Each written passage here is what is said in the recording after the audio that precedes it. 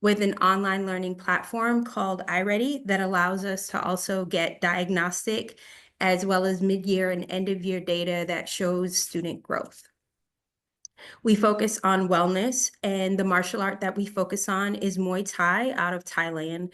We also focus on Western boxing and kickboxing. And what we really want is for students to be able to be physically fit. And we focus on strength and endurance. They are also able to leverage a positive mindset and discipline as well. Our goal is really to provide a safe space for students, and we do focus heavily on social emotional learning. We have different lessons as well as books that we provide them, and then we also have community circle.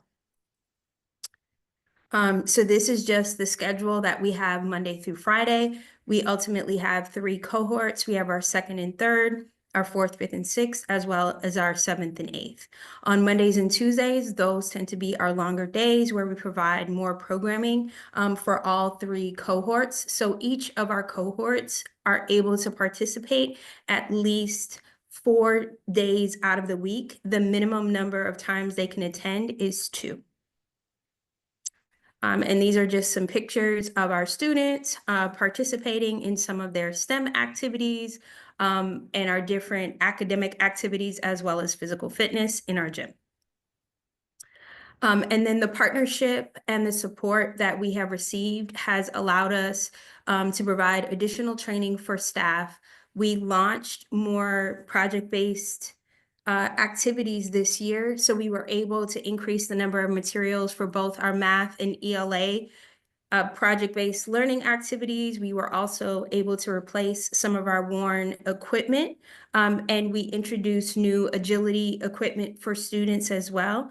And then we were also able to integrate some new lessons and curriculum focused on social emotional learning, not only in our academics, but also in our mixed martial arts programming. And that's my time. Oh, that's fabulous. Thank you. No problem. Oh, perfect. I'm going to keep it really short, 1 or 2 questions. Does anyone have any questions for Ms. Thompson or hit the books? I do. Okay, please, go ahead, Deidre. Just a quick question. So I saw in some of your programming that it starts as early as 2 p.m. What ages, what children arrive at that time? So we have quite a few students that are homeschooled. So our homeschool students will actually come and sometimes they do their academic classes within our facility and can get some additional support from our staff. We also tend to have our 2nd and 3rd graders because they tend to get out of school a little bit earlier that arrive around that time. So somewhere between 2:30 and 2:55, but if it's around 2 o'clock, and then we do have a number of schools that let out early. And so we do provide the opportunity if a school lets out early for professional development. I know St. Hope is one of those schools that does let out early. And so we do provide that space so students can come directly to our facility. That's great. Oh, that's excellent. Great. Yeah. Thank you. How many homeschool students do you have? So right now we have 115 students. And how many are homeschooled? We have probably about 10 of our students are homeschooled. I'll yeah, about to say I'll let the homeschool community know. I used to homeschool my daughter, so that's fantastic. Yeah, absolutely. Thank you. And this is the opportunity for them to be able to socialize. So, Yes. you know, they Very make their important, friends, and we have quite a few Mhm. students that have been with us for a number of years. Very, yes. Chairs. Good evening, chairs. How are you? Good evening.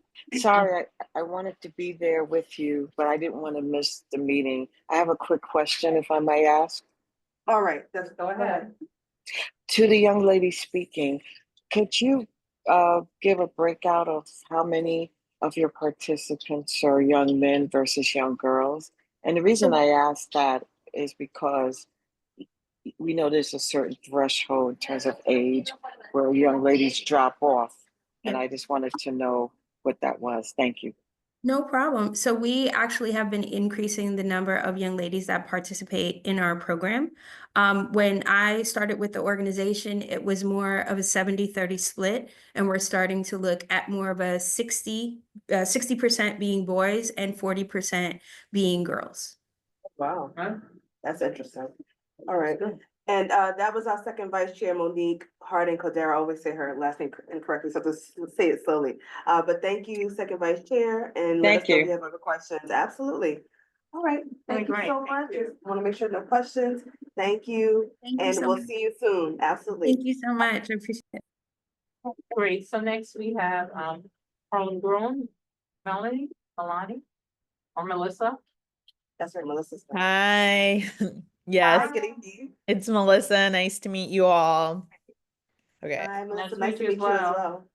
I'm need going to to screen- also share my screen, so give me 1 second. Okay, I've made you the co-host. You should be able to now. Okay, perfect. Can you guys see it okay? Yes. Yeah. Just kidding, that's not the view I want. Give me 1 second. Okay, awesome. Okay. So my name is Melissa McLeod. I am the Director of Institutional Giving at Harlem Grown. And our organization is primarily located in Central Harlem, yet the West Harlem Development Corporation is supporting us in our PS 125 in-school programming. So we have about 125 students in that program. And at least 70 of them are located in the West Harlem area. And just to give you guys an oversight of our organization, we've been in existence for over 14 years. Our founders started with one farm and one school partnership on 134th Street, and we've since expanded to 14 farm sites, and that's a mix of school gardens. Sorry, go ahead. No, please, go ahead. No. Hydroponic greenhouses, and just like PS 125 is one of our schools where we do actually have a farm on the school site, so the kids get to actually work inside the farm space when the weather is warmer throughout the fall and the spring season. And so what we always say is we plant fruits and vegetables, yet the core of our work is like growing healthy children and building sustainable community. And that starts at the farm and like really getting our kids involved, right? Because if they plant it, they're going to want to eat it, and that really changes the trajectory of their relationship with food and like how they interact with the earth.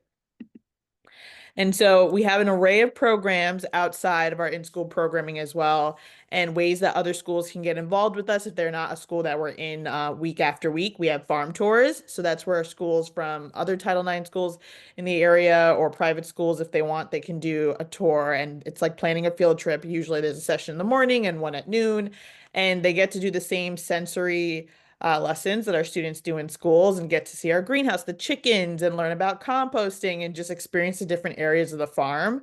And so that's a great way to get involved and be able to come to the farm again and again if we're not there on a regular basis with you. Our community events and Saturdays on the farm are a way that people can just be involved, and you don't have to be in the program day in and day out. And so our Saturdays were open from April to October. It usually kicks off with our Earth Day celebration, which is a lot of fun. And it's just, we have workshops and we get our adults involved too. So now you can come as a family. There's yoga for families in the morning. We have the New York Public Library. They'll do reading with our students during our like outdoor library that we have on our sites. And then there's always a cooking lesson, a history, like understanding where your food comes from and the culture behind the ingredients and how we're cooking everything is huge for our students. So that's incorporated in all of our lessons, both on the farms and we're in our schools. And then we also have a mobile teaching kitchen. So that's another way that we can take our lessons anywhere throughout Harlem. So for people who haven't come across our farms, that's, we'll drive the truck anywhere we can park it. So it's a great place for us to also do activations in residences, other events throughout the community. And even for our schools, they're usually pretty popular. And the mobile teaching kitchen is there once a month. So it looks like a food truck, but everything comes off the truck, and we're able to do interactive lessons with the students where they're a part of, co-creating the recipe with usually our chef Jamie during those days. And Some of our flagship programs, our after school program and summer camp. So after school, we just launched that last year, and we've been able to, we started originally with 30 students enrolled, and this current academic year, we had 57 students enrolled. So we're working on increasing it about 25 students each year. And some of those kids come from schools like PS 125 or other schools in the area. And it's been a really great support for our families because with all the work that we do, it's important that me and the team fundraise on the behalf of our community so that we can provide high quality programming at no cost to our families. We never want that to be a barrier. So even with after school, this year we implemented group leaders, right? They're picking up the kids from school so that that time barrier, if parents can't drop it off, now we've kind of alleviated that additional burden. And so the kids are coming in when school's out. We have a winter break camp. So that February break, when all the schools are closed, the kids will be there full day, 8 to 5 at Harlem Grown. And we're really trying to meet our families both like in school and then outside when they're most vulnerable. So that's where summer camp comes into play. And really, it's that consistency over time that we want to have with our kids so that we have the same kids as many families as possible coming year after year. So as much as we want to expand our reach and make sure we can have impact on as many children as possible, it's super important for us to make sure we're seeing our kids day in and day out. So when they start with us in elementary school, that we're able to, follow their journey all the way through college and support them being either, whether it's the first gen in their family going to college or really giving them the ropes of what it's like if they want to go to school outside of New York City and what that looks like. So we've done that kind of untraditional stuff as well, where we're taking the kids up to Albany if that's where they're going, doing the school tours with us. Our founder and CEO, Tony, he missed his first summer camp start a couple years ago because he was dropping one of our kids off for school. But like those moments are so instrumental for them. And we're really up there a part of the way, even though that's not always seen because people see the food and they know that about us. But really, it's building that community with their kids and their families so we can help them be successful in life. Wonderful. And this is just a bit of a slide about urban farming, sustainability, nutrition. That's kind of like the trifecta of the work that we do with our kids. Since they get to interact with our farms, they also have a different appreciation for the environment as well. So we have beehives, we have chickens, we lay our own eggs that we give out during our weekly farm stands, honey that we'll give out for free during events or anytime someone's on the farm. So if you ever stop by and you want some fresh honey, you can always ask one of our farmers and get a little jar. And then this, So, no, Oh, No, this is go the ahead. last slide? that's your last slide? yeah, it's my last slide, and then we can do All questions. right. Okay, great, thank you. So this is just a snapshot of one of our lessons at PS 125 when the kids were in the farm at that school this past fall. And so really, like I said, it's a big part of like immersing them in the lesson. So they're going to be planting, they're going to have a little bit of a history of whatever vegetables that they're using.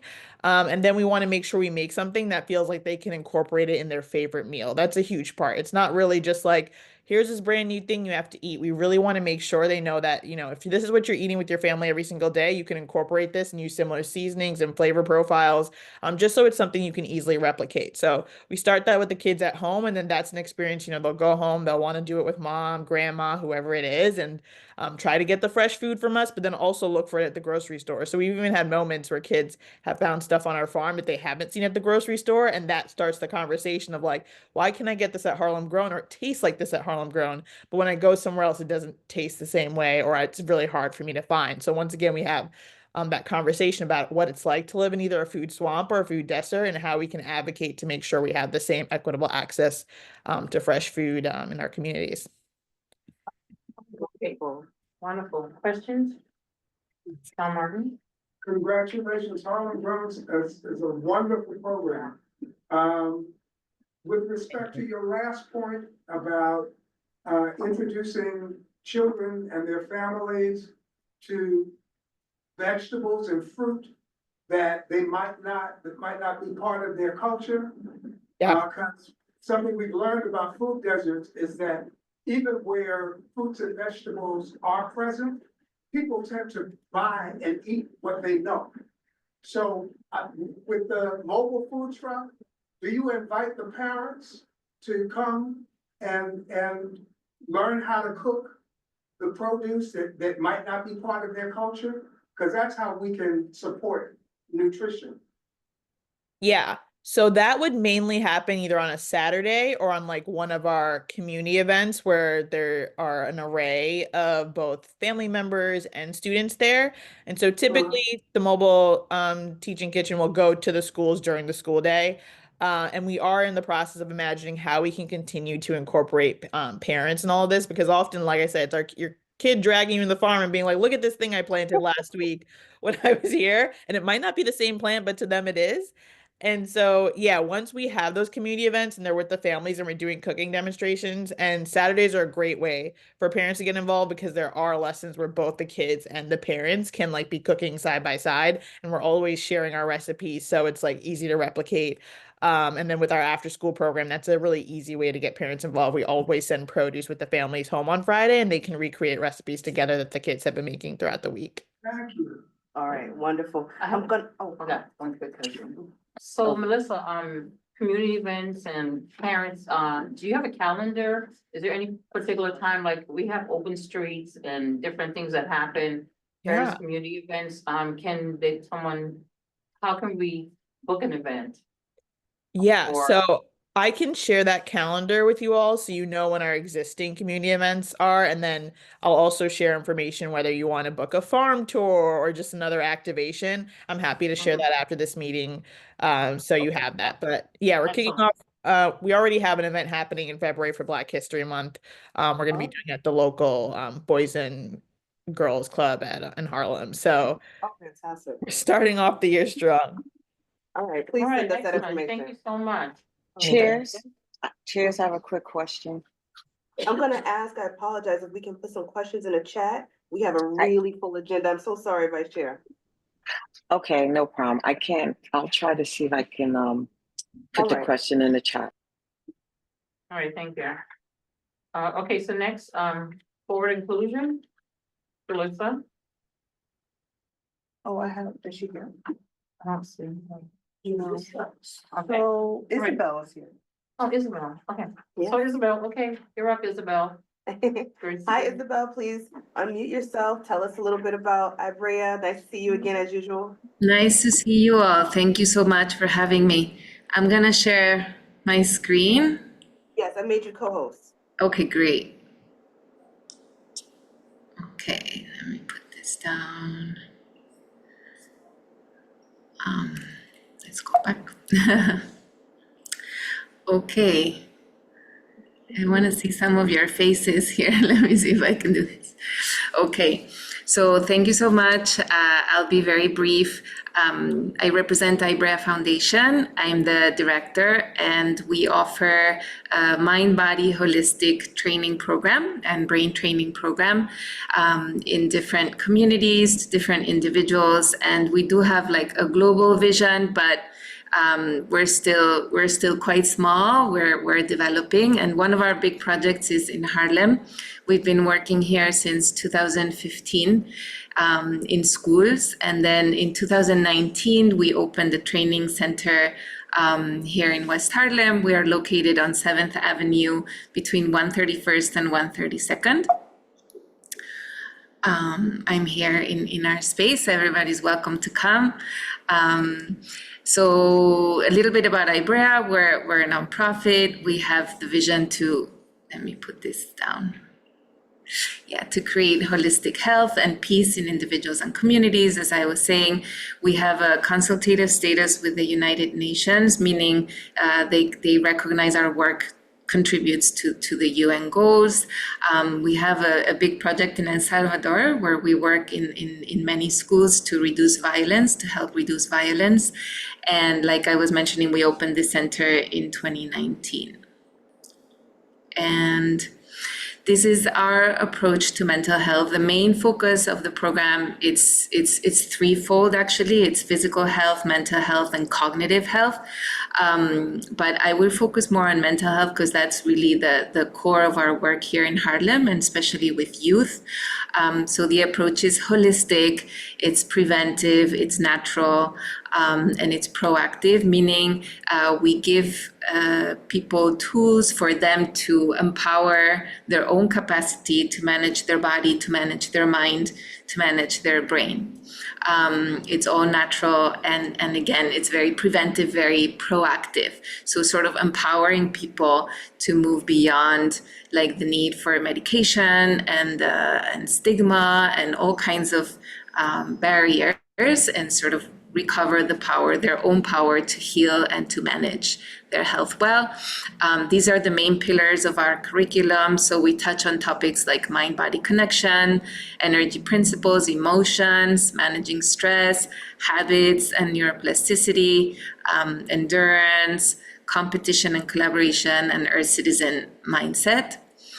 And yeah, we've been having funding from West Harlem Development Corporation since 2016, and we provide it mostly in A. Philip Randolph High School.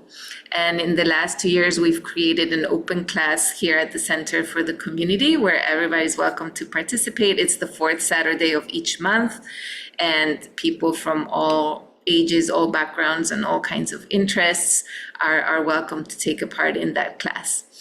And then if I have a minute, I'll show this clip from CBS, but if not, it's fine. You can, we can leave it in the chat and you can see later. We have 2 minutes left if you like. Ah, You okay. wanna go ahead and show it? Why not? Yes. So let me go ahead and show this little clip that gives you sort of a feeling of our training. During these stressful times, it's more important than ever to find ways to relax. And a nonprofit in Harlem seems to have found some ways that work. CBS 2 has the story. On Wednesday nights, you may spot a light beckoning to you in Northwest Harlem. I saw Isabel, and she just smiled, and I was there. 1, 2, 3, 4. Here at Harlem Brain, Isabel Pastor Guzman shows you how to let go of tension and let in your potential. It's not quite yoga, it's not quite meditation. How would you describe your practice?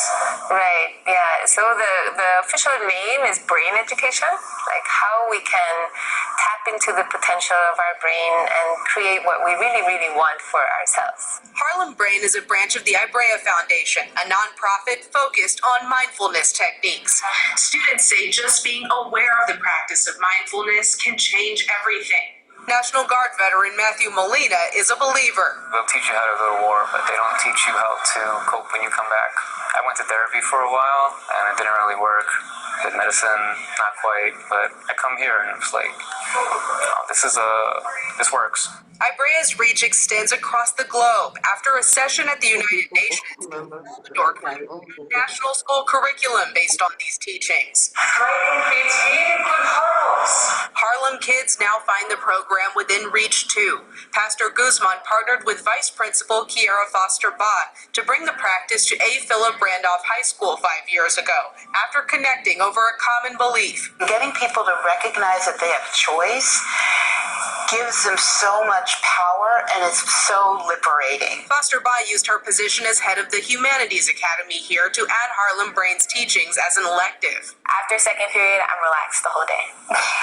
So I look forward to it. Caitlin Salsi has only been in the class a few weeks, but she's already noticed a difference. For basketball games, I use it for stretching, and for tutoring, when I do at home and homework, I do the brain tapping, I do the ab limit, like slams, and I just meditate.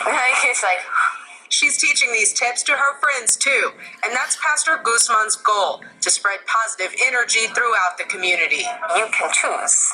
Even though your environment is like this, you decide whether you do things this way or that way.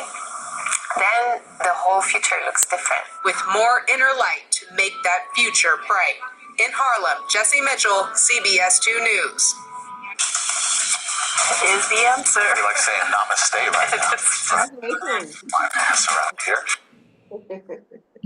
Congratulations on being in the news. That's fantastic. Thank you so much. I don't know if anybody has any questions, I'm happy to share. I wanted to also do a little practice, but I invite you all to just come to the center. We still remember. I was gonna say, I would love to bring some people with us to the center. Yeah, it's really good. And I do want to just really reiterate really quickly what you just said. you control a lot of your thinking, and by controlling your thinking, you can help control your expectations, your outcome, your future, and it's really important. So I thank you for doing that work. Go ahead, Dee, I'm Oh, sorry. no. I was just, we don't have time. But I was Yeah. thinking back to COVID and how you helped us and, with some of the meditations and Yeah. some of the Yes, it really works. activities. It And that was really really, works. really good. So thank you. That's great. Okay. Thank you, All Isabel. right, thank you. So if you have any information, Isabel, you can put it in the chat so that everyone can get in contact with you. Yeah, I see some people already are in the chat, adding you, Isabel, so you'll be busy, I think, for a few moments if you can. And if you don't have time, guys, if you have to, hopefully you can stay, but add your email and exchange emails if you can in the chat. Okay. So All right, Joyce, so Joyce is here. So, you're next, right? yeah, we had you first on the agenda, but now that you're here. No way, I'm trying to come in person. This is why I don't come in person. That's okay. We're glad to see you in person. No, it's okay. Yeah. So, hello, hi, I'm Joe Forward Fujian. Okay, you have to speak up so everybody can hear you online. Stand up, right? I mean, you can stand up, but I know Jalissa might not. Just roll over, or roll over. Yeah. I'm sorry. No, I was, no, I knew what you meant when I was saying. It really is moving, it's rolling over. Oh, yeah, you have to be careful of that too. Yeah, when I was down, I was like, I was leaning back, and I was like, oh, it's leaning back. All right, start your timer. Yeah, I'm about to say, start your timer. So I'm Joe. I know some of the folks on here. Yep. Isabel, how's it going? Joe Forward Inclusion. I've been to these meetings before. We're a nonprofit organization, community youth advocacy and leadership. So we provide racial equity and trauma informed programs to 4 groups: youth, educators, parents, or caregivers in community organizations. So those programs look like our bully prevention and abuse of power workshops, which is transforming the idea of bullying from a school-based issue to the systemic abuse of power that happens at homes and workplaces and in schools. It looks like some of our violence prevention work, which is to create interventions, right? So it brings community members together around shared concerns so they can start to build empathy, compassion, and build community. And when we talk about what are these type of community activities that we can create in the system to reduce violence for young people and keep our young people safe. So for our youth programs, it's mainly our IYO program, which is Innovative Young Leaders, which is mainly a program for young girls and gender nonconforming students. That's for middle school and high school students.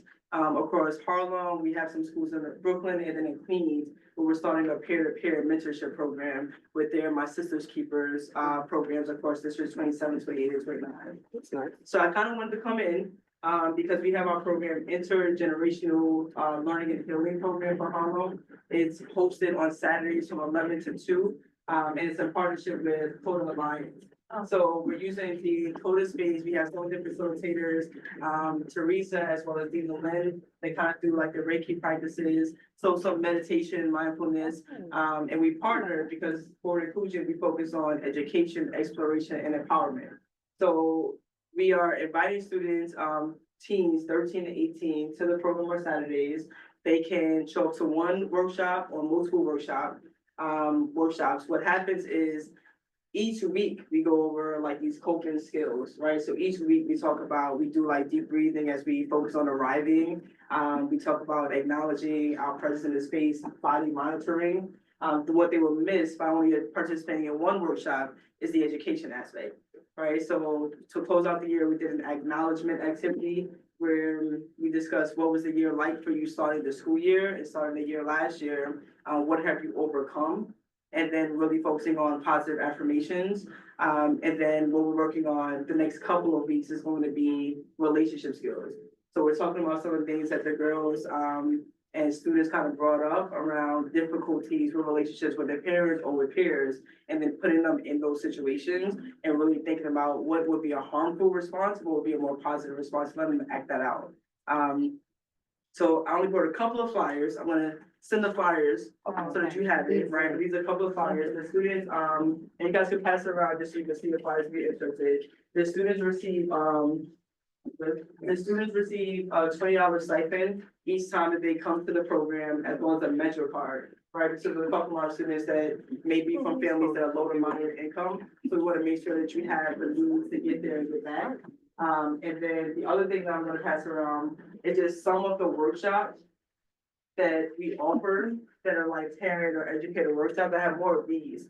And the reason is because I really want to come in for feedback, so I really want to come in for feedback, right? So like if you all have specific workshops that you may be interested in or that you think would be beneficial, we're working with State Senator Claire's office to try to host some workshops that would be free to the community that have happened at the state building, where we used to host the bully prevention workshops across the district and across the city.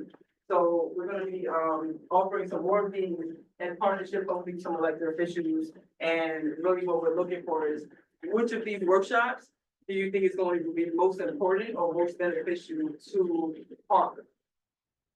So I'm done presenting. I just actually have, this is really a question for you all.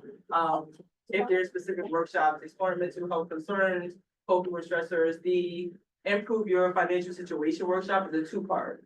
So we did last spring is we asked folks to come in online and we spoke about barriers to reaching your financial success. So some of those things are like culture, right? Was finances spoken about in your household growing up? Some of it is about confidence and self-esteem, right? Like, I just don't feel like I've been in this cycle of poverty my entire life, and this is all I've seen. This is what my environment has been. So we kind of talk about those barriers, and then we come in person, and then we talk about like different budgeting tools. So what folks did is they kind of explored, is my wants something that I need, or is my need a want? And they kind of discussed it as a group. And then they started to develop these dream big goals, right? If I thought about, if I let go of everything the world has taught me and everything I've had to survive, what does it look like for me to dream big? What would be my goal right now? And then we sit with folks one-on-one to try to develop more tangible, like SMART goals. So how can you really accomplish those things each month and then give them activities so we can keep working on it? So I'm done. Excellent. All right, I put the flyer on the screen just so that everybody on Zoom can see it as well. I will share Jalissa's email. Okay. Yeah, I'll share Jalissa's email in the chat so that if you want to reach out to her with forward inclusion, if you want to work with her, if you want to elaborate on any of these topics, feel free to reach out to her, please. And of course, our email is there as well. I'll put it again in the chat. Congratulations. Absolutely. Yep. Wanted to mention something. I worked at City University pretty much all my lines of working. And what I found when some of the students are coming in, and we see all of this here, our biggest students with the public schools, is, and I mentioned this before, that many of them really, they don't know how to behave in a classroom or go to the professor, how to present themselves. I mean, that seems stupid, but it's not. You know, they say that you walk into a room and you can put a second people making all kinds of judgments about their ability to speak, their ability to walk, their dress. Now, that may sound shallow, but it is important. And a lot of the kids who come to me and may be afraid to approach a teacher, they wouldn't know how to address the teacher, did feel free to raise their hand. So I don't know if that's something you should think about, you know, just behavior that does set you up to a certain amount of success. I mean, because a lot of some of these kids would get that in a middle class family or upper class. They'll teach them how to behave, you know, because we're all born wild. I mean, we have to be civilized and we have to know how to behave in certain circumstances. And I think it's important. There you go. While we're, You know, does that make sense to you? No, Of course. I used to work at a bookstore, TCI, Technical Institute College. Oh. And one of the things I noticed, there were, definitely kids, in dealing with administration and advocating for themselves, definitely did not do it as well as kids from other backgrounds. Right, yeah. In terms of speaking up for themselves, advocating, knowing what they wanted, you definitely saw a distinct difference. And the few kids that did come from, you know, more prosperous backgrounds, they knew how to handle themselves in situations. Kids that from, you know, poor backgrounds were often at a loss on how to speak up for themselves. That's a good point. I mean, while we have to be civilized, just feel as if it could be kind of racist. Your point, as I take it, is that communication skills are vital. Right. And yes, Yes. and our children need to be supported Every in the opportunity. cultivation. But Yes. you can So still, that they can advocate for themselves yeah. and be as effective students as they can. Take care of it. Definitely. Really quick, I don't wanna, I'm so sorry. I'm sorry. I love this, you know, this is my favorite part. I know, I know. But you guys said we're gonna take it offline too. We can take it I offline. just want to give my feedback for, number 3, improve your financial situation, everyone. I'm currently a trainer for the New York City Department of Aging, and I actually teach, New York City adults 55 and older, financial literacy model. And if I tell you the importance of getting the whole family educated on this, and as much as they're teaching math in school, they don't teach children budgeting. They don't teach them credit. They don't teach them trust. They don't teach them LLC. They don't teach them financial literacy. And I think it's a family conversation. So I think that would be absolutely, it's essential to break the cycle that is prevalent in New York. I mean, we have a lot of seniors in a lot of financial duress because they didn't have this when they were young. And they are literally saying this in a classroom to me. You know, I wish someone had taught me financial literacy when I was young. And what mortgages are, like what all of that. You can sign it. Because nobody's doing it. All right, we are going to move forward with Angel. I don't know if you saw my janky text in the chat that I've made you co-host, Angel. I know you're here with Roselle's work here. Please feel free to unmute yourself. I don't know if you need to share your screen. Actually, I don't, but thank you. Hi, so I'm Angel Williams. I'm the founder of Roselle's Work. It is an entrepreneurship program for young adults within our community. The program is fairly new, so our focus has been on increasing awareness. Our participants are provided resources, workshops, mentorships, and practical guidance to help them succeed in the competitive business world. And eventually, we would like to offer startup grants. This past Saturday, we actually hosted our Elevation Celebration fundraiser event, where we highlighted accomplishments of individuals within our community for the year of 2024. The fundraiser highlighted hard work, dedication, and the positive impacts that were made within our community. Currently, we are operating on a hybrid model. So we offer workshops on branding, marketing, business funding, creating business plans and proposals, just to name a few. We also partner with other entrepreneurs to offer mentorships to our participants.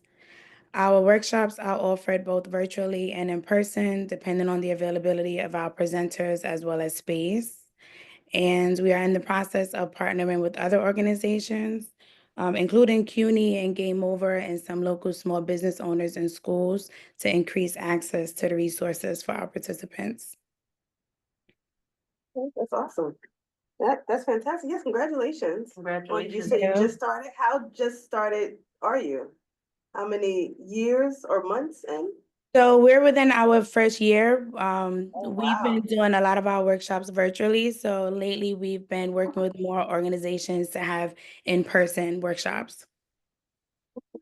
Yeah, it's important. Yeah. Does anyone have any questions for Angel or Roselle's workshop? I don't see any. Want to make sure I have a question in the chat. I emailed you. Angel, you quick have question. same interest. What youth ages are you looking to work with and mentor? So so far we've been doing ages 18 to 25, but we are looking into opening up a portion to teenagers coming out of high school. So that's what we are doing now with working with local schools. Please do. That's a strangely forgotten about demographic, and they need a little bit more support than I think people realize. They're like, oh, you're out of high school, you're fine. They're not. A lot of them feel a little lost. So that support is very necessary. All right. Thank you very much. Absolutely. Please put your information in the chat. Yes. So that others can collaborate with you. All right, I'll do that now. Thank you. All right, and share with us any events. I'll respond to the email and then, we can discuss maybe bringing a workshop for the spring. for the Saturday group. Awesome. Oh, actually, I forgot to mention, in April, we're gonna be doing an art walk, and it's gonna feature visual, tangible, and wearable art curated by our participants as well as our partnerships. So I'll That's send the very information for that as well. Please, and we'll share with our community as well. Thank you so much. All right, great. So next we have Coach Hargrave and Alicia Riverside Hawks. Hi, Coach. Hi, everybody. Happy New Year, by the way. Happy New Year. Happy New Year. Hi, everybody. Happy New Year. Excuse me, All I have a right. cold and I'm at the office. That's okay. All right. So I was just Start going to be now. short. I'm I starting the was timer. awesome. I was just going to be short and brief because last year Chris Snell presented for us and he used a whole bunch of bullet points. So I just want to reiterate the fact of the things that we've done in the past. So as everyone knows, Riverside Church is where we're housed. We've been around since 1961. We have 350 kids in 3 programs that we have that we service.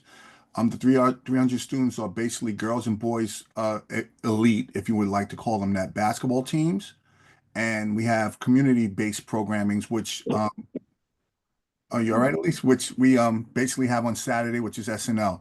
So within that program, we have like 150 kids registered, but only 30 show up in the early session and 30 show up in the after session. And that varies between 30 to 40, and the numbers vary from time to time. And then now I'm just gonna keep going. We some of the things that we can brag about is we still offer Pump, which is our educational component to the entire program. And that offers SAT and TAC presentations. I mean, skills and life lessons to the kids and tutoring as well. We also had a summer camp this year that just went exceptionally well. It offered robotics, artificial intelligence, and virtual reality. We had a 12th year Christmas toy drive that went off very well as well, led by Alicia and her group. We had a turkey giveaway, which was small, but we gave out to the community probably 40 turkeys to everyone who were in need. And within the church's boundaries, we also gave away some chickens. We also have a community league that takes place after school every Tuesday and Thursday. We also offer tutoring during that time as well. Our core group is from 7 to 9 for the early sessions on Saturdays, and what is it? Till the kids No, it's 19, 4 to 7 for the 4 to young 7 kids, for the kids for the 5 to young. 15, and 15 to 24 is 7 to 9 And I should on have let Alicia Saturday. do that part, but she said her voice was sore, so I'm trying to blow through it quick. We also had a book bag giveaway this year, again, for our maybe 5th or 6th year in a row. Now, here are some of our core elements. We have an annual academic elite tournament that takes place where we have 150 kids outside the programs participate at the Hackley School. That is our college scholarship, prep school scholarship, high school scholarship programming. That gentleman and myself, we take kids to maybe 30 different colleges that are seniors that have no idea what colleges they want to go to. So we bring them to the schools so they can see what the college is all about. The best thing about our program this year is that we're introducing what's called the Sea Cadets. The Sea Cadets is, if anyone knows, it's part of a Navy, Coast Guard programming, and they offer aviation, sailing, medical, community service, cybersecurity, marksmanship, scuba diving, color guard, leadership, STEM programming, photojournalistics, and a whole bunch more. I don't know whether you can see the car, but that's what we're doing right now. We're opening up a branch at the Riverside Church. And at that point, they're going to try and expand that and do something on the west side where the docks are, if you're familiar with the neighborhood. Hopefully that can go well, and we will be on the ground floor of helping them move that forward. And that's a big deal because, as you know, it'd be like the 50th or 100th year of celebration for the big event that they have at 42nd Street, where all the Navy officers and things come to New York City, and we will be a service center for them as well. I heard somebody say financial literacy within our academic elite program, and we do offer financial literacy. So if anybody needs a little help with that, we have a gentleman who will be more than happy to do a Zoom call with anybody who would like to be a participant in that. Our core programming is also college readiness. So we try and get the kids that are going through our program from kindergarten straight through. Once they get 12th grade, we offer them some assistance in the college world. So college readiness is our key element as well. So I hope I stay within 5 minutes and did better than Chris did last year. Any questions, go. Alicia, do you have anything to say? Please, everybody, forgive me. Alicia, would you like to add to it? Awesome. Any questions for Coach Hargrave? All right. No. Thanks, Coach. Oh yeah, I see some in the chat for you, Coach. So one of our favorites, Khalil's asking to connect with you. Please exchange emails. That would be great. That would be fantastic if you guys can connect. Yep, I have typed my telephone number in. So, because emails, by the way, everybody, I don't know if everybody has the same issue. I've been flooded with political emails, and it's burying all informations that I would see normally from you guys just trying to reach out. So I would implore everybody just to figure out how to get political stuff off of your email blast. I am inundated with it. So I'm putting my phone number in the chat. Feel free to use it at your leisure. I hate to tell you, Coach, I have 7 emails.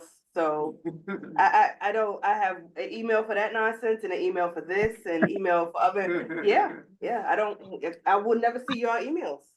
So, all right. It's so true. Thank you so much. Thanks, Alicia. And by the way, congratulations to everybody for doing God's work. By the way, I listen to everybody speak. It genuinely is a privilege to be a part of the group. People don't realize it. We're all saying similar things, but I think the outcomes are all wishful, that all the kids make it through their programs and become something of a quality person when they get to that place in their life. And I know because I might have more kids in my program, I see the bad as well as the good. So I encourage all you guys to keep doing it. Whether you save 1 or save 2, it means a lot. Thank you. Thank you. That's very nice, Coach. Thank you. Very well said. All right. I was going to say amen for that. Yeah. So next up we have Stan Altman from Science and Arts Engagement in New York. Hi, Stan. Do you need to share your screen? Oh, yes, I think you do. I am making you a co-host now. Welcome back. Yes, welcome back. And you should be able to share your screen now. Yep, here we are. All right, I'll start a timer. So let me try to go through this quickly. Okay. Essentially, our mission, which is when we started in 2016, a number of faculty from CUNY wanted to focus more on Black and Latinx kids who are, we find historically, stay away from courses related to STEM fields. And we decided to do something different by creating what we call the Harlem Gallery of Science in collaboration with City College. And we, in our early stages when we started in 2016, we focused on a series of exhibitions around basketball, music from hip hop to jazz. And in 2021, many of our board members were talking about video games, and we got a small grant from Harlem Community Development Corporation to go out and survey high school students and some of their teachers about why they played video games. And what we discovered was many of them play it not just for fun, but they play it because they saw that as a way of developing both personal and professional skills. We worked with the city. We got them to invest in a program called Gaming Pathways, which involves a nonprofit, Urban Arts, which works in Title I high schools and uses game design to teach STEM skills. And we brought them into the community. The schools in the program extend beyond Community Board 9, but 3 of the schools that they've been working in are in Community Board 9, which is Thurgood Marshall, Philip Randall, and the Eagle Academy. And the second part, the idea of the pathways, is to have a seamless way from high school into industry. One of the things that many young people from poor communities discover if they're interested in gaming is that there has not been a public bachelor's degree program in the city. It's been run by all the private universities and colleges.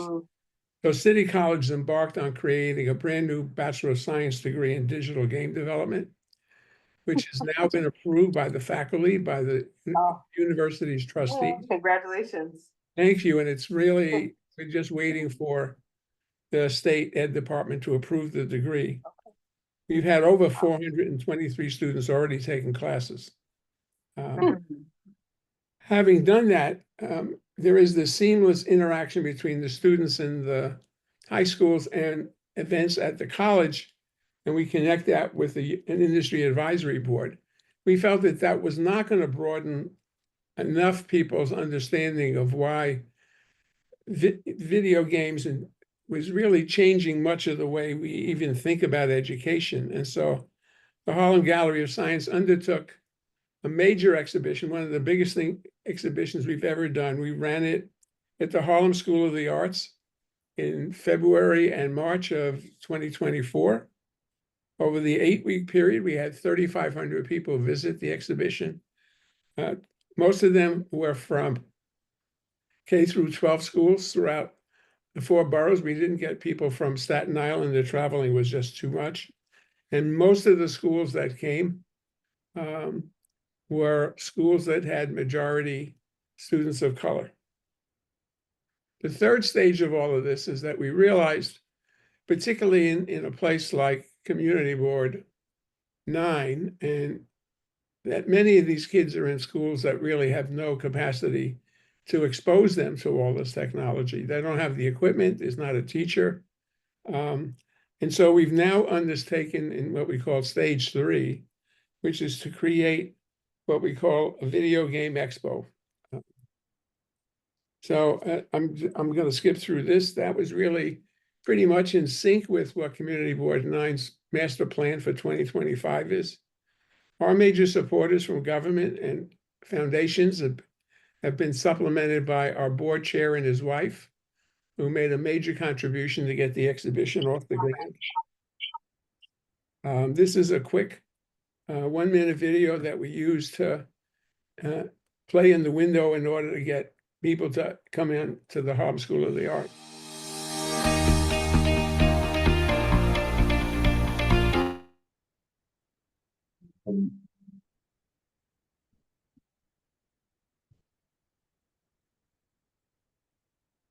Is it frozen? Stan, can you hear us? Can anyone hear us? Yeah, head coach can hear us. Give it a second, let's see. It's not playing. No, but also Stan is frozen too, so his whole thing is frozen, I think.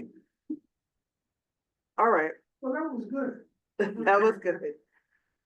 We might have to cut it short. I'm trying to get, I'm counting to 30 in my head. Can everybody hear me speak? Yes, hi. I'm trying, all right, Stan. All right. So, yeah. Stan? It's breaking up a little bit. I think we can share the link with the participants here tonight. Yeah, I'm going and to say if you, in the okay. chat, in the chat is a link to the Harlem Gallery of Science website. If you go to that site, you'll see it'll have a series of portions of what the exhibition was like, including the video that I just showed you. Okay, all right, great. Thank you so much, Stan. Sorry for that. You got frozen and we couldn't, we were all trying to troubleshoot for you. I was wondering if this was going to be possible to do this, but sometimes not. So one of the things that we were really trying to do is we're trying to educate a lot of people all at once, because we thought it wasn't just about getting young people to see what video games did as opportunities for them, but also parents and teachers, particularly parents who tend to think video games is just a waste of their kids' time and without any understanding of what their career opportunities are. We organized the exhibition to focus on 3 aspects of how kids use video games: how they define themselves, how they interact with communities, and what their future opportunities are. So this is just an idea that we tried to pitch this at a number of different audiences. What we're trying to do now in stage 3 is Stan, we're gonna wrap up, if you don't mind. If you wouldn't mind bringing it to a close, please. okay. So what we're going to do is since many of these schools don't participate in the Battle of the Boroughs with the city, we put together a team, including the people who run the Battle of the Boroughs. We've converted our exhibition to a pop-up that we can take with us. And we brought urban arts, and we're going into schools to do an expo in order to get the schools to understand the opportunities for getting involved with the city's Battle of the Boroughs, which they use Minecraft to design solutions to real problems, to get urban arts to explain all of the free opportunities they have, and for us to use the exhibition to teach students and teachers that what the opportunities are in the gaming industry. Oh, perfect. All right, great. Thank you so much, Thank Stan. you. Please, everyone, I know he said the link is in the chat. Also, I'll try to email to everybody. If you email is on the form, even better. All right. Yeah, how do we access it? Yeah, I'll forward it. Hopefully I can access it after the meeting as well. All right. Thank you so much. Yeah. Yeah. Stan, I just retired from CCNY about a year and a half ago. Yeah. Isabel, oh, go ahead, Lydia. That's Lydia. I was in the academic side, not the computer side. I just retired from CCNY about a year and a half ago. All right. Oh, wow. He's not there. Well, I'm still working there. Okay. Shepherding Keep up the this good degree work, please. program through, the complex maze of CUNY. Yeah. Keep up the good work, please, Stan. Thank I you. don't see Ann from Opera on Tap. Is anyone I'm here? here. Yes, Um, I'm here. Oh, Victoria. Hello, Victoria. Hi. Hi. All right. Do you need screen sharing capabilities? Yes, please. Okay, Ann had to hop up. Perfect. One moment. Got it. You got it? Okay. Yes. Oh. Good evening, everybody. I will go very quickly so everyone can, as Maxine Waters says, reclaim their time. I love that. I hope I love that that. y'all have had a wonderful day and a blessed new year. Thank you. Let me see if I can make this cutesy and small. There we go. So the presentation tonight is about our program, the Opera Maker Lab. As you can see here, it's building community through opera making, and it is a STEAM and project-based learning program. We have been working on this programming and working on the innovational aspects of it for about 2 years. Last year in 2024 was the first time we were able to really pilot our program and get it into the community. And we are very proud to say that we have been piloting within your community in Boys and Girls Club Harlem, specifically at the locations at PS 153 and PS 368. So with our program, we specify in serving grades 2nd through 8th, and we introduce students to all aspects of opera. For those of you who are familiar with who we are, our initial program was called Playground Opera, and that program introduced students to the idea of opera through a concept that most kids understand and know, which is fairy tales. So most people know our programming through operas like La Cenerentola or Elixir of Love, The Magic Flute, La Cenerentola, which is the Italian version of Cinderella. What we discovered through that programming is that not everybody likes singing. So what we did was we recreated a program so that it fits into the narrative that opera is for everybody, which is true. So what we have decided to do, instead of focusing just on the singing aspect and the language aspect of opera, we actually teach students how to make their own operas. They are able to explore all of this through a set and prop design, characterization, and libretto writing, which is basically like writing your own script. We use AI technology to help facilitate music education as it is modernly known now versus what aspects of music education are not widely taught to children today. In which case, a lot of students have the option of either recording with AI technology in the voices that they use, or they can actually sing it themselves. We also use aspects of hair, makeup, and most of all, puppetry to allow the students to display their programming. One of the things that we noted is that children are quite shy, and sometimes while they know that they are very talented in very specific aspects, they don't always feel comfortable showing those talents right away, especially in front of crowds of people. So we've created the puppetry aspect to allow students to display their confidence in who they are and what their capabilities are without putting them center stage. Please excuse my door alarm. So this is one of the examples that we have of Boys and Girls Club Harlem with our light opera in a box Opera Maker Lab set. The students came up with the concept of keeping it close to home. PS 368 is one of the sets, as well as a disco dance display, as I'm sure you can grasp from the mini little ornament disco light, the columns, and the sort of sequin blue streamers. Now, before I play this, or actually I'll let it play because this is more of a silent film, you're able to see just a snippet of what the students were able to do. You see we added the lighting and sound effects. While this video is muted and it is very short, it does give you an idea of what these students came up with for their presentation. Now, very before creative. I start this process, give me 1 second. I'm so sorry. Before I start this, because this is a very sensitive subject matter, this particular set was built with students who were in high school at the Boys and Girls Club in Harlem this past summer. What we do with Boys and Girls Club is we allow them to come up with their storylines. This particular group of kids came up with the storyline of an argument of Roe versus Wade and domestic violence. Their entire opera was about a couple that was with child, and the woman unfortunately was in a domestic violence situation. And the entire opera took you through her train of mind, the decision that she would make regarding her child and her own life. But they decided to leave the audience to decide what that would be. So I will let you see this.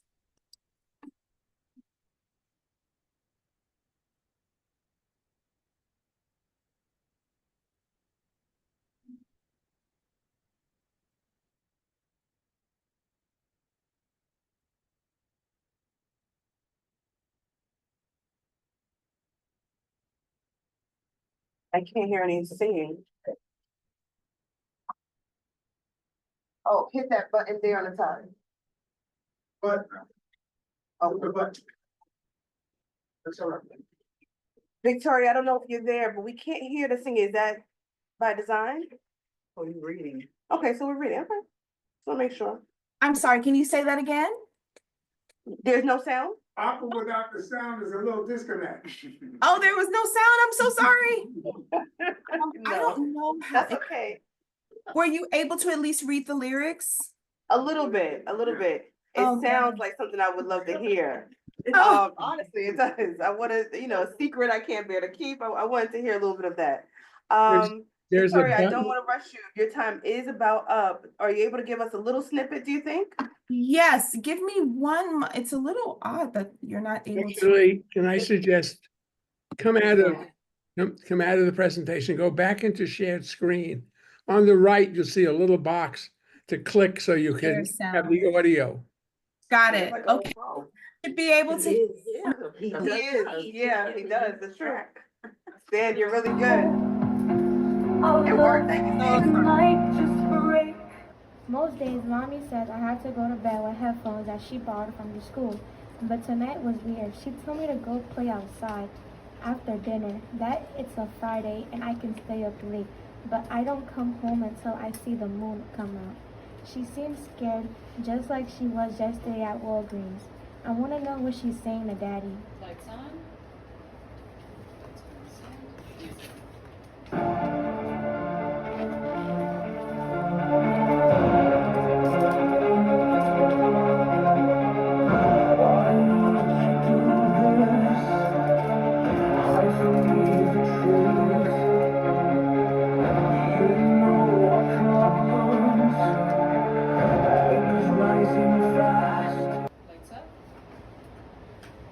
Oh, wow. Music.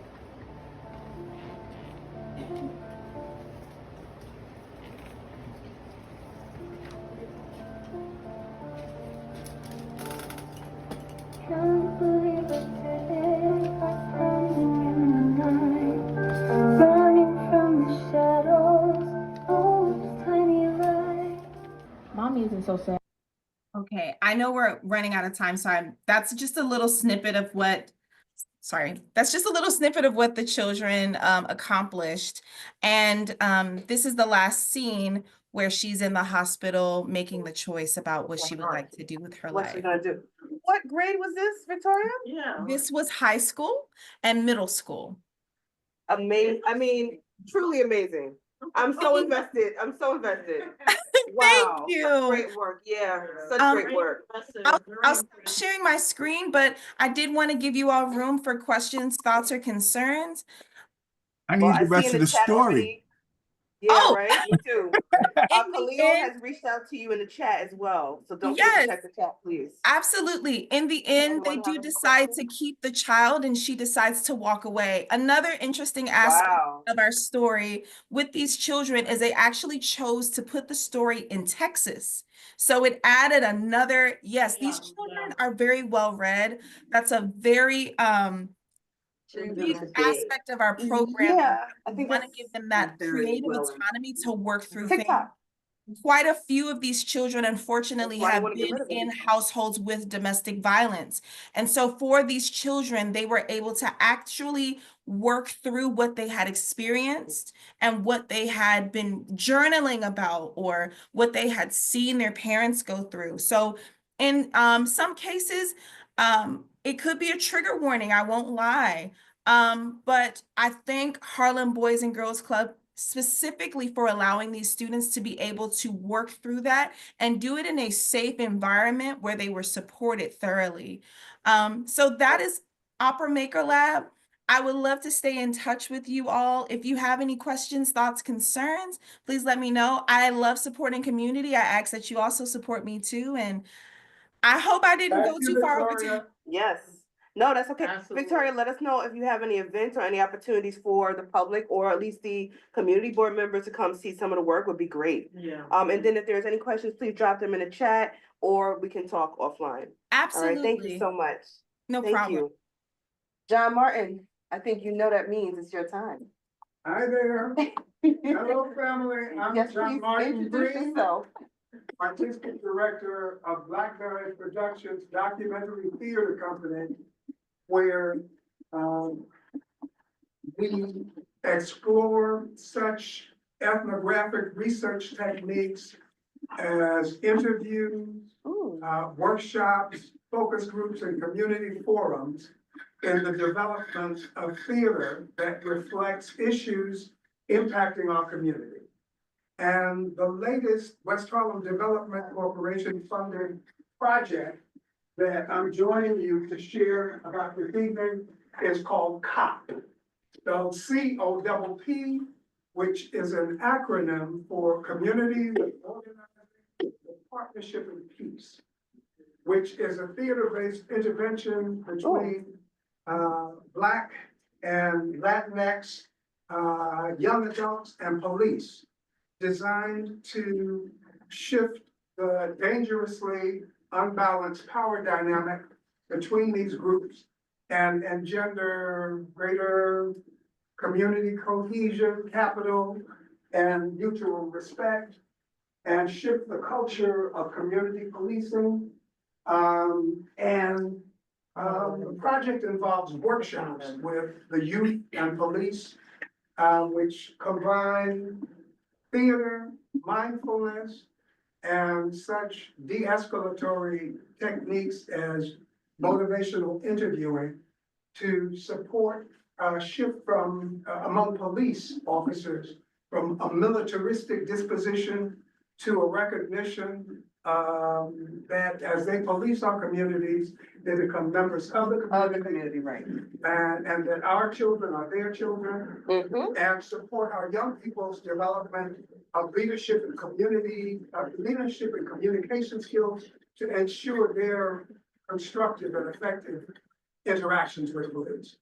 And over the next few months, we're going to be, we also are developing a theater piece based on interactions between the groups called You Have the Right to Remain Heard, which we will be touring locally to select schools and community-based organizations with short documentary video demonstrating the work we do in the workshops, as well as the theater piece, which will be directed and performed by professionals.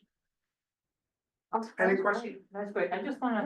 I wanted to say, I can't think of the woman's name right this moment, but I'll have it for you by Thursday. That they do this work bridging communities with policing. And I know they are in certain schools up in Washington Heights, and they do this annual event, one that I participated with, but I'll find out the name of the woman who does this thing, and it draws throughout the precincts, the community councils within the precincts. Yeah. And schools, and they have a wonderful, workshop and work ongoing. You talking about TAG?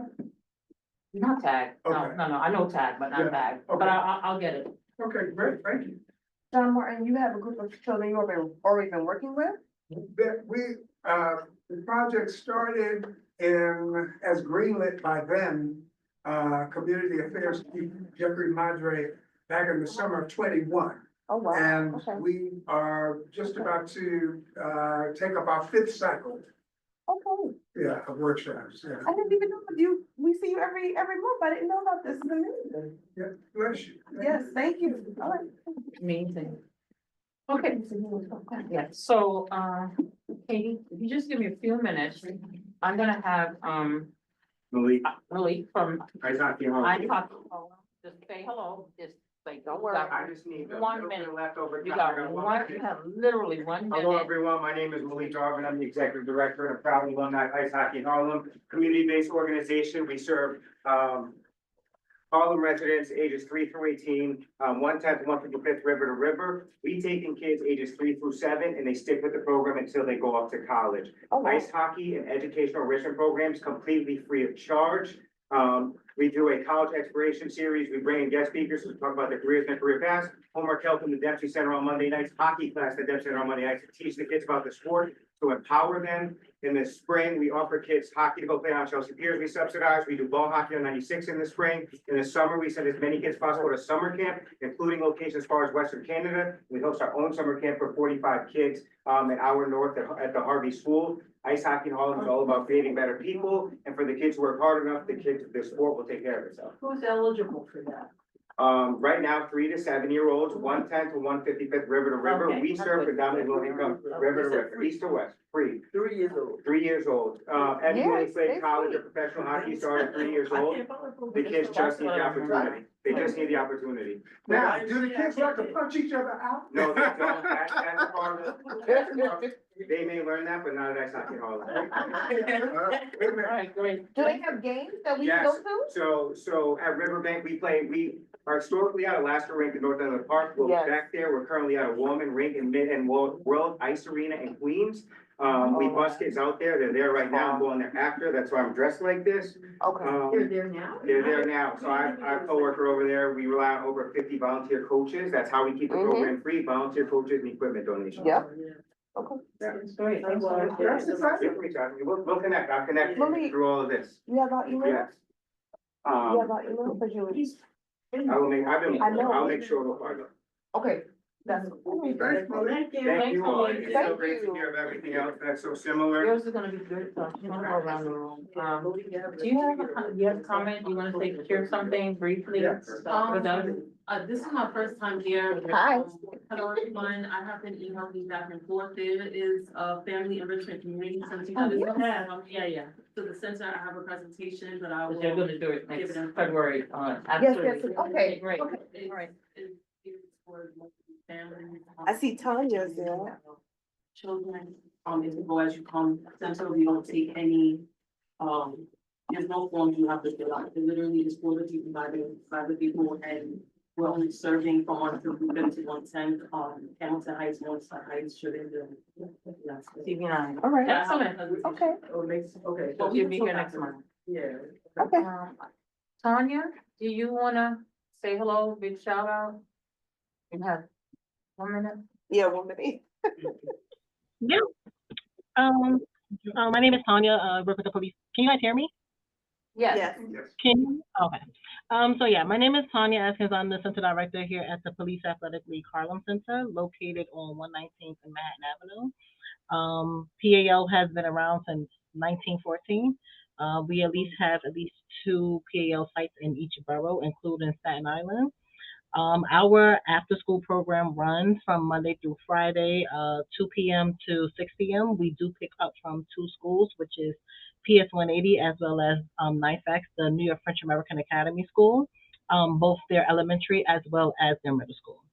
Our enrollment and population is 150 elementary school kids and 50 middle school kids.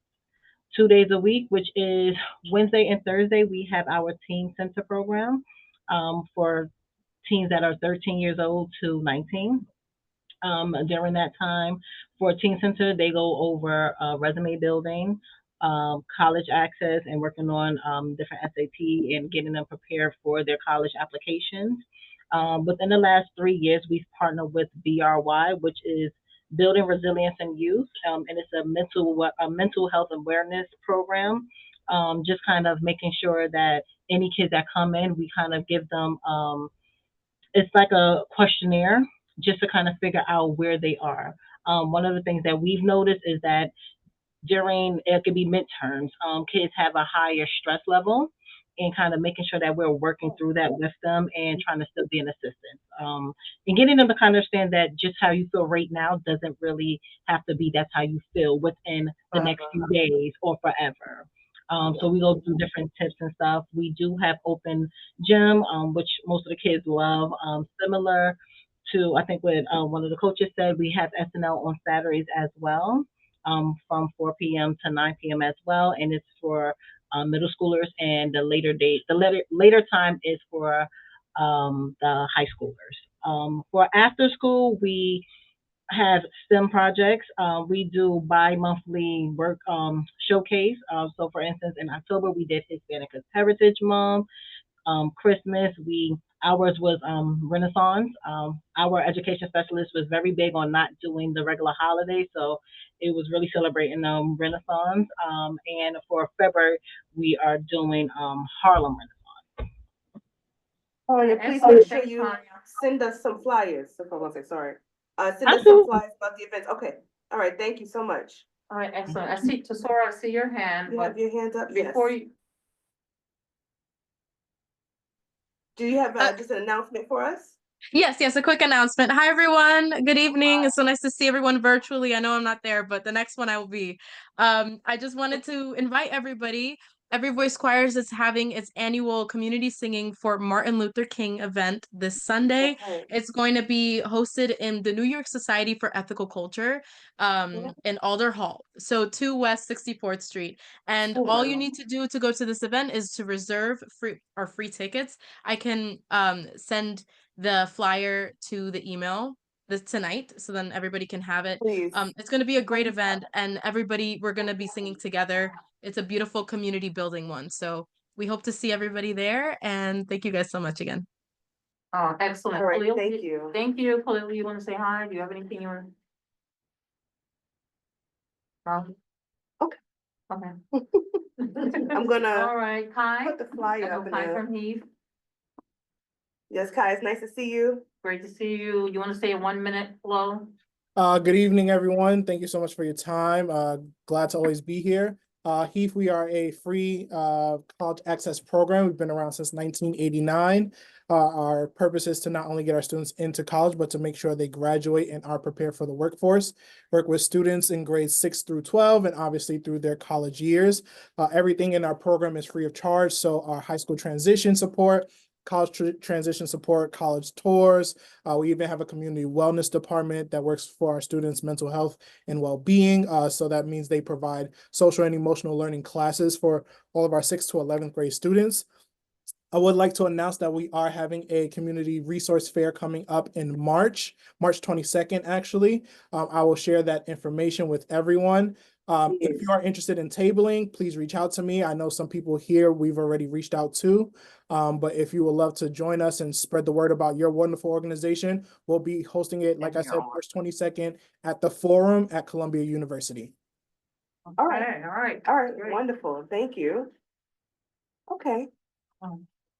Do you want to move down the agenda? I will. Oh, I was going to show the flyer for but that's not it. That's all, I was just trying to show the flyer, in case anybody on the Zoom wanted to see it, that's all. All right. Did you wanna get that? Yes, of course. Okay, All right, so that's it for Zoom. No one else wants to say hello, speak, nothing? well, we don't have time, so. I know we're I don't going have to- time, Yeah, but it's 8 this is o'clock. gonna be a good discussion. So if anybody else does want to speak, please, do us such a Mr. favor Hargrave and wanted to email say us. Yes, Coach, really quick. Real quick, anybody who has kids who's interested in healthcare fields or anything like that, please reach out to me. Healthcare fields. I have a program that is looking for kids, and Khalil has What's the age something of to say the offer. kids? It, What's the age it of the doesn't kids, matter. Coach? Junior, middle school to high school, healthcare. Okay. Khalil has something to say too. I saw his hand up. Quick, Khalil. Gave you 10 seconds of mine. Yeah, I'm trying to get Sorry, through it. everybody, really quick. I work at the Urban Assembly School for the Performing Arts. I'm the partnership coordinator as well as the math special education teacher there. I just want to make everybody aware that on February 1st, the school, that's a Saturday, February 1st at noon, the school is having a hip hop summit at the school. And the whole committee is invited, okay?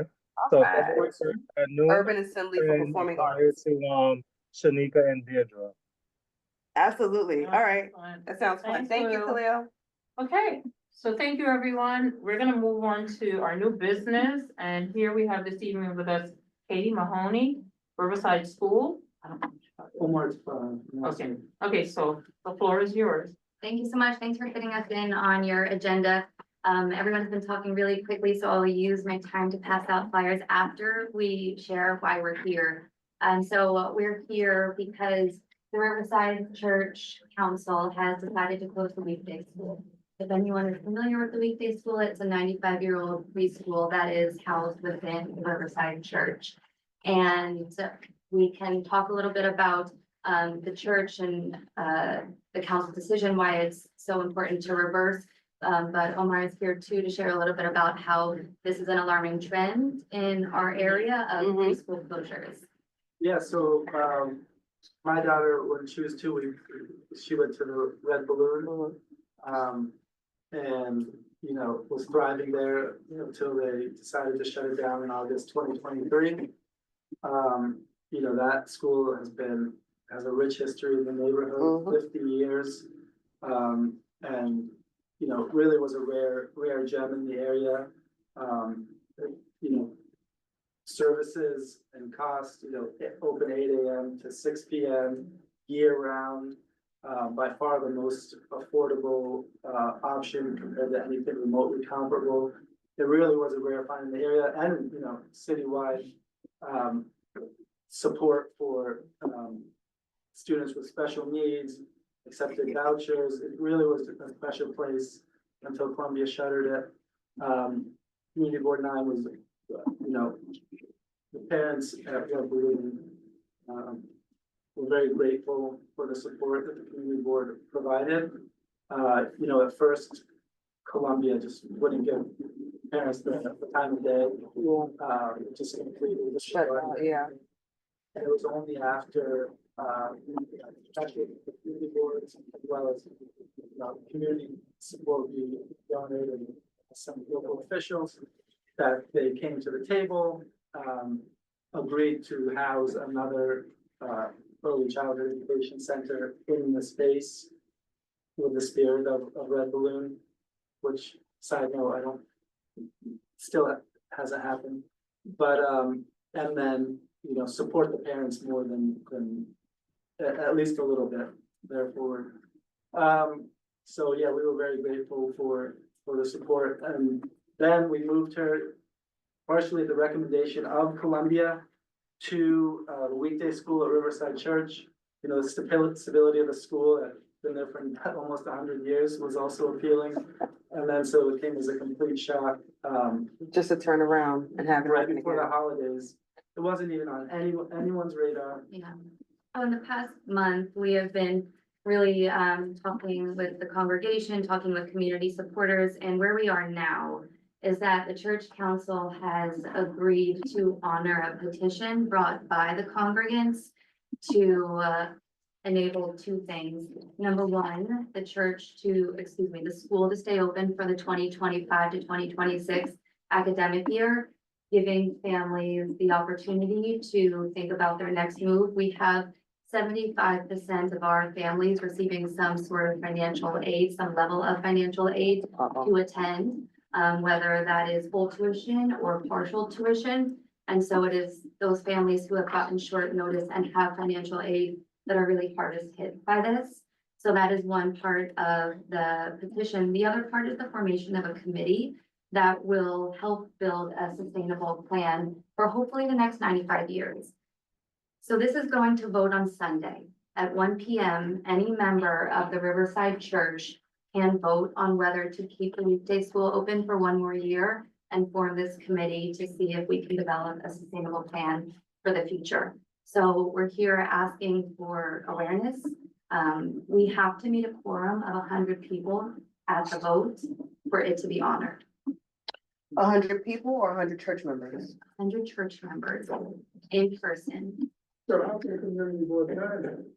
For sharing awareness, if you know, or are a member of Riverside Church or know people within the church, we're just encouraging people to attend. Yes. And also, Why not? yeah, absolutely. And any support that you have or recognition of the need for early education and programs like the weekday school that support families of diverse incomes, if we could make a statement that we have the backing of Community Board 9, or at least the recognition that there is a need in our area for this vital resource would be really meaningful. I don't, there's a resolution, Shanika? We're working on one. Okay, but I do recollect, I think I recollect our having taken up the issue of the closing of the Red Balloon. We did. We did a resolution for the red balloon. But this is different now. This one is reverse, yeah, this Right. is different. So there's a flaw in the plan. How can people who are not financially informed with the business of running a daycare make a decision about creating a committee to keep it open for 95 years? And the people are you referring to as the council or the parents? Why would any regular person be able to say, yes, we should keep it open, here's a plan? In other words, it's a plan to fail. Why would I not take care of that myself? Why would I not take ownership of that myself? It's my business. Why would I now pull in someone who doesn't know anything about running my business? That doesn't work for me, because who is the committee going to be made up of? So the committee is going to be comprised of 10 people. Members of the council, members of the congregation, administrators of the Riverside, the weekday school at Riverside Church, and members of the parent body. To your point, it will include individuals within the church with operational expertise on the church's finances. And there are a couple Church's really important things in play. So we're an auxiliary program of the church. And in order to sustain the school, a few really important things need to happen. Number one is mission alignment. And so we need individuals from the church to come together with weekday supporters and make sure we can make that as strong as possible. Right now, for instance, all of the students of the weekday school support the food pantry. We make baked goods for the food pantry. We support clothing, toy, and coat drives that support patrons of the food pantry. In a lot of ways, we're really integrated. In a lot of ways, we can do a lot better and more of that. But it's absolutely critical to your point of if you're going to build a financially stable plan for the school for the next 95 years, you need to have people of different expertise, academics, financial, fundraising, marketing. Well, at least Also, relevant. early childhood education and education administrative. I'm just trying to understand if it's something that's formed to fail. That's what I'm really trying to understand. I'm gonna get questions really quick. I just need to get out something else. So what was the reasons that they gave you for why they were closing the school? Yeah, that's I my read my own articles, but what did they tell you as That's my parents? question. So financial challenges, mostly stemming from lower enrollment. Post-COVID, the school has gone through changes as many educational programs did. We reduced our footprint in half. We used to have the 7th and the 6th floors of the Martin Luther King wing at the church. The 6th floor has since been rented to Columbia. We now have just the 7th floor. That was really helpful in reducing our expenditures. But lower enrollment was cited. I believe that we've stayed stable post-COVID, but have room to grow and meet the DOE recommended capacity to help make us a more financially tenable solution for the church. We're a not-profit school, but need to. But isn't the break church even. not-profit? Non-profit? Yeah. The church is Yes. non-profit as well, right? Yes. We Okay. want to, yeah, So, so I don't wanna take over. committee's job will be to develop a plan that supports the needs of the church, that supports the needs of the community, that keeps the school sustainable, exploring all financial options, exploring the options of DOE seats, for instance, and making sure that we're able to continue to provide tuition assistance to students. The vote is just to give the school a chance, Yeah. basically, like, you know, we were blindsided since the announcement, there's been so many great ideas that have been discussed and just Absolutely. had no opportunity to develop those or Yes. figure out, you know.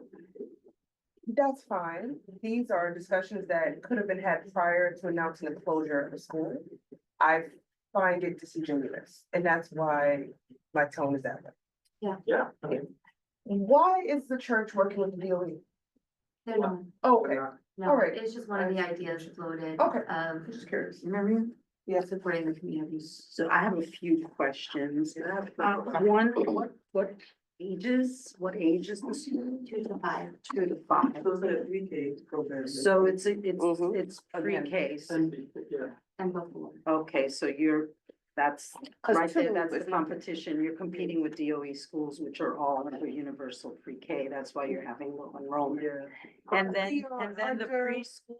We don't have enough UPK programs. No, I know. No. I'm asking. Yeah. I'm sorry. But that's I'm one. sorry, go ahead. Reading factors. Two, I know, I've heard from other schools in this area that they're under-enrolled because we're having a demographic shift. The Columbia expansion is shifting with less families and it's more, young single people. I heard that from a middle school that is severely under-enrolled 3 blocks away. Same with PS 129, right? We're having Here, a- which is one of our partners. A mega demographic shift, independent of what's going on with you. It's affecting not central Harlem, but it's affecting us.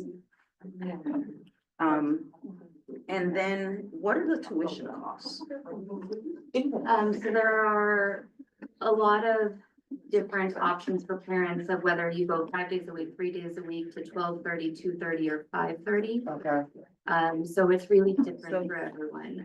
20% of all tuition fees are provided in aid.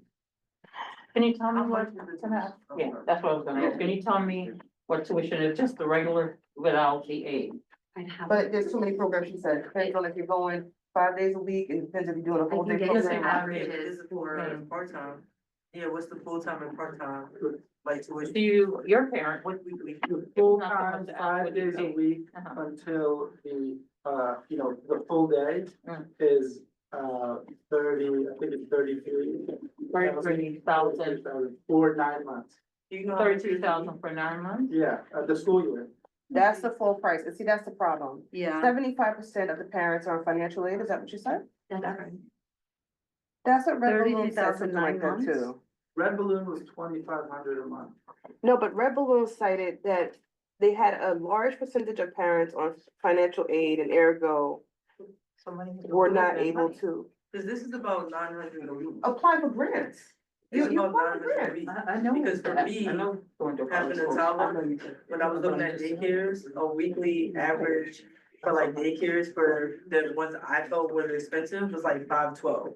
Yeah. And that was weekly, so it was still expensive, but this is 9 something a week. Exactly. So I'll share as a parent in Harlem, there's no way that I would ever afford or even feel like $900 a I'm trying to week figure out. is a good amount of, is a reasonable amount of money for me to pay for my 3 days to go to school. And that was, and 503 something I was considering, and even that, when I think 3, 6, 9, 12, $1,200, to pay for my 3-year-old to go to school. What I was told to my mother and my godmother about is they said, hey, you guys turned out pretty fine and you were hanging out with your grandparents until you went to school at 5. So like, so the only option for me to put my 3-year-old in school was the 3K program that was free schooling. And now that there's a free schooling for 3K, there's no reason for me to pay. Yeah. And 900 a week is really expensive. And that's just And then I the still have to pay DOE for because something. ECS runs all the Head Starts and all that. Yeah. Everybody's not paying that price, but it's still. Even a first Pricey, price you is still for gonna for absorb some people of that. who are not at least middle class. They're giving back some of the money. I mean, we're not. Okay. They're funding some of It's that. a challenge with the median income of the community. That's, you know. I tell you, as someone who runs youth program, I have a partnership with the Buckley School. They come to Schaumburg Center, they present to our kids every year. Honestly, if I had someone who could spend $30,000, I'll tell them go spend it at the Buckley School. That'll guarantee your kid will be an investment banker when they're done. Wonderful. But that's what they're trying to do. I know, They want to have that, how you start out is really indicative of how far you go, in general. It's not the hard and fast rule, but if you can start early, start them young, get the Montessori education, get that. Well, not Yeah, I'm just saying. I know it's I it's right in our community. But so. the thing is, there's still a need for it, obviously. So it's not that the parents are not going, the parents are going, there's a need for it.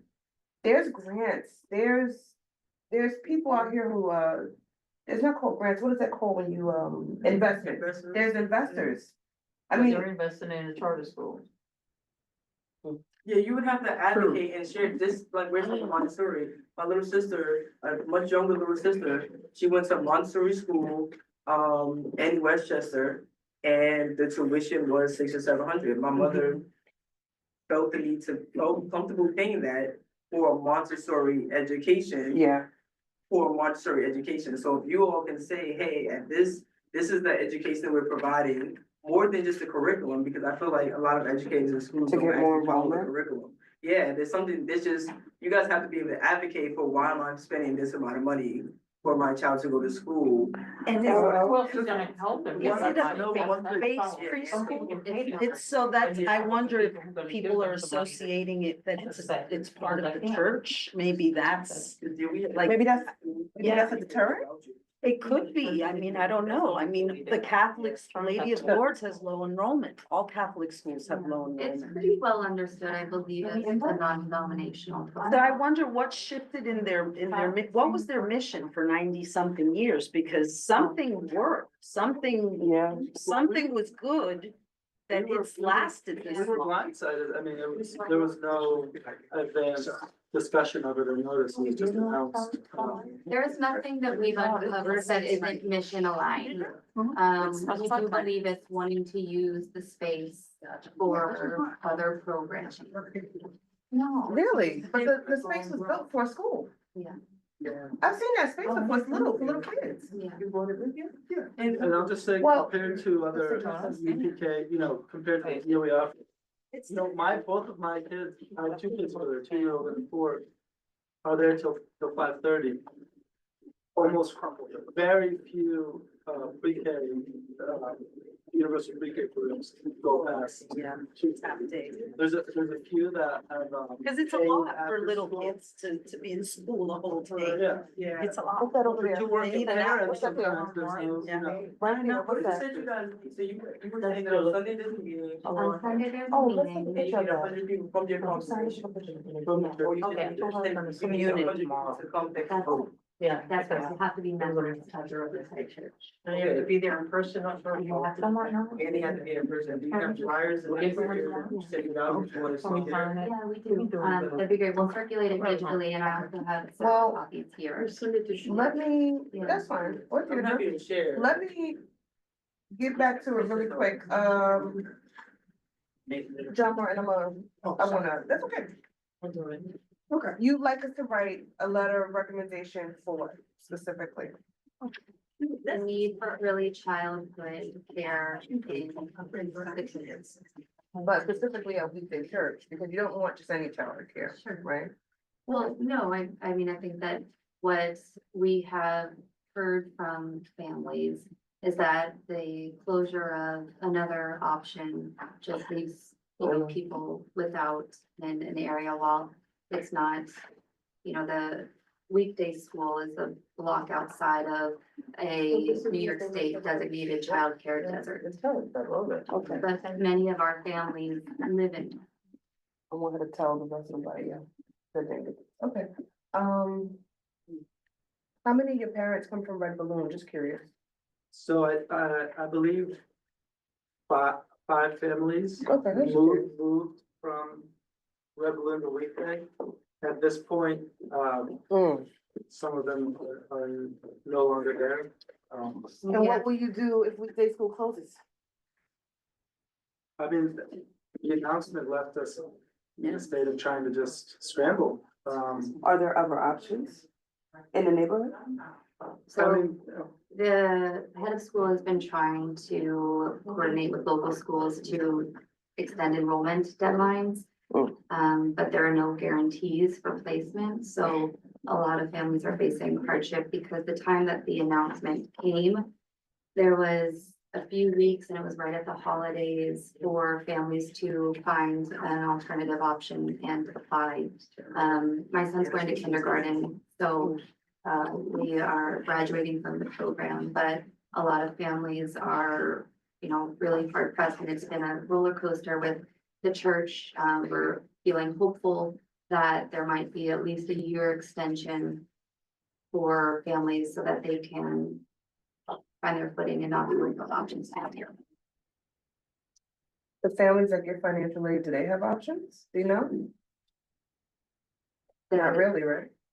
I mean, they're facing, of course, the same hardships of enrollments, closing. You can pay. But it's worse if they don't offer financial aid. Of course, Yeah. and those packages, most likely have already been distributed. That's right. Cause you just have to. pay And there's early. just a smaller pool if you don't, or if you're not accounting for more families to come into your program and you've already distributed financial aid to applicants, then there's less to go around. It's great, really good. Yeah, they cut off Really the a testament budget. to that public education in this city and in the state. Yeah, They shouldn't be allowed to do that, to make, they shouldn't be allowed to make parents find schools in January because the budgets close in October, so any surplus of kids, they're not budgeted. It's shady. It's very, Totally shady. it's very shady. So everybody, of course, is welcome to chime in, but YEL specifically, we need to discuss and pass a reso. So if you have questions, this is the time. And anybody who's online, Monique, that includes you as well, even though you're not on YEL, you're still second vice chair, so please feel free. Because this obviously would have to be presented Thursday at general board, so that conversation needs to happen now. So, Veronica, Alyssa, questions, thoughts? Do you know specifically how many students you serve are community members of CB9? I'm sure that we can get that information. I mean, anecdotally, many. Okay. But I don't have exact- That would be compelling. To get everybody. Yeah. Yeah. Okay. Yeah, great suggestion. Anyone else? Are any of the, parents attending Riverside Church at all? Yes. Oh, good question. Any barriers for any of you in terms of a reso, how we would construct a reso? I mean, I think it's It's important to, just in the spirit of like diversity, we have all social economic families in our district, and at the end of the day, children matter. Need somewhere to go. Yeah, they need, like, it doesn't matter if it's a $33,000 school or a universal pre-K, like, the parents are going to scramble, and shutting a program in January and telling parents go to the DOE actually is kicking the DOE as well, because their budgets have been decided in October, and where are they gonna find money for extra kids? They're not. It's kind of like what charters do.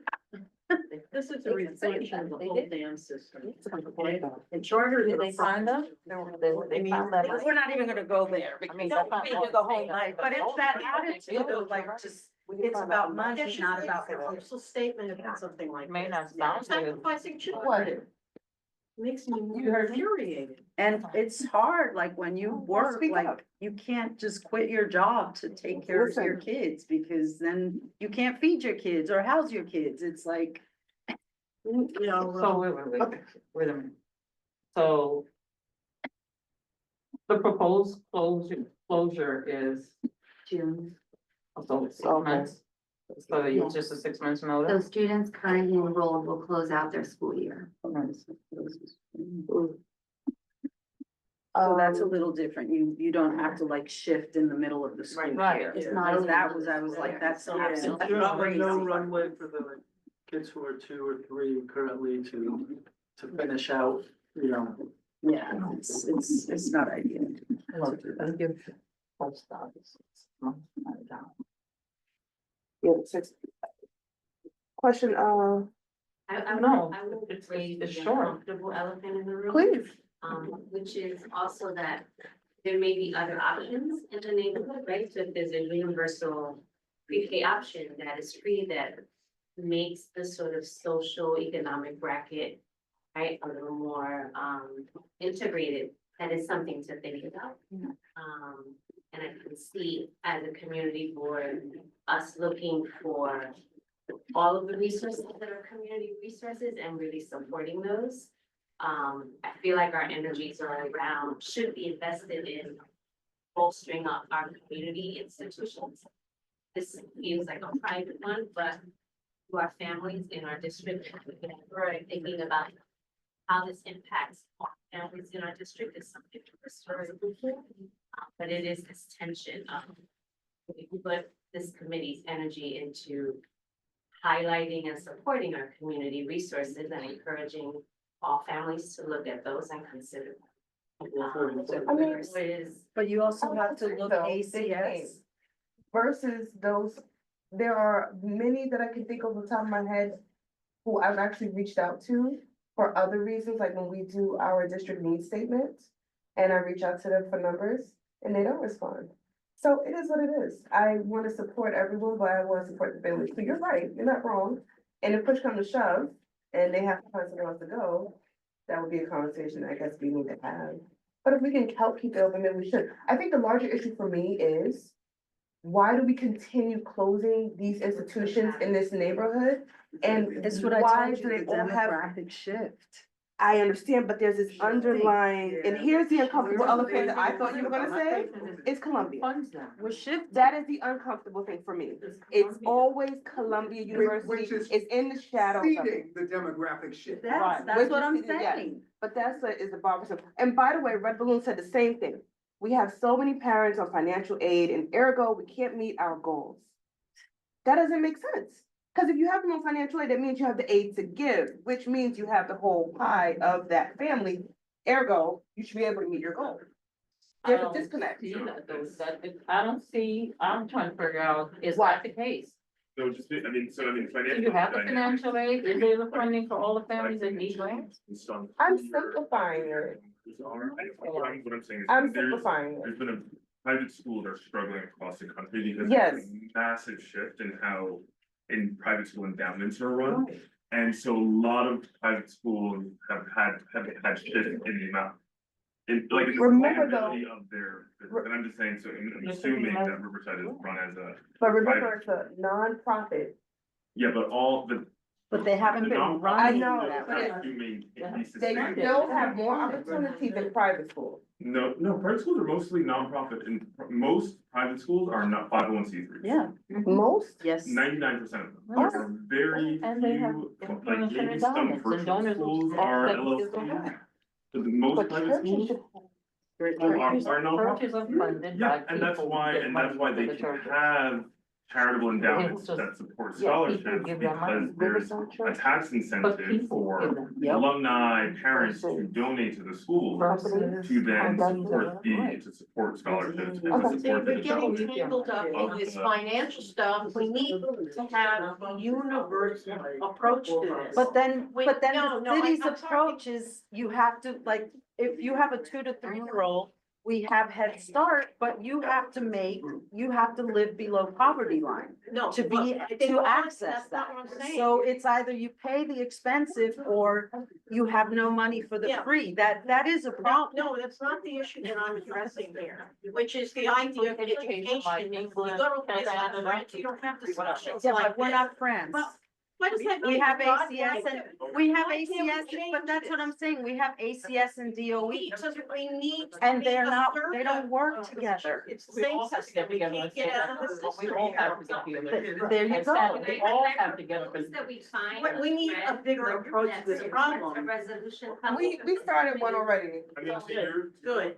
do we know, I mean, and I'm sorry that I don't know this, but are there sufficient DOE run K-3 initiatives in the district to theoretically house everyone who is currently in your program? But I have a question. Does it matter? Yeah, it does. I mean, I Why? think to the point of, are there sufficient, I mean, and this is specifically to answer a community board member's question around should we or should we not be supporting public institutions? And I think this goes to the point around like the universal system as well. And right? the answer might bolster your case. And in fact. the answer might bolster the case in that, because I've heard somewhere in this room that this is actually, that there is an absence or a lack of sufficient DOE options in this district. I don't know if that's true. I don't know the number. I have heard And, that. and if that's I true, don't know, but we can try to find out. if you can find that, I think The that would be options useful to. are tough without, I've been doing the search, I mean, Right. if this closes up, probably.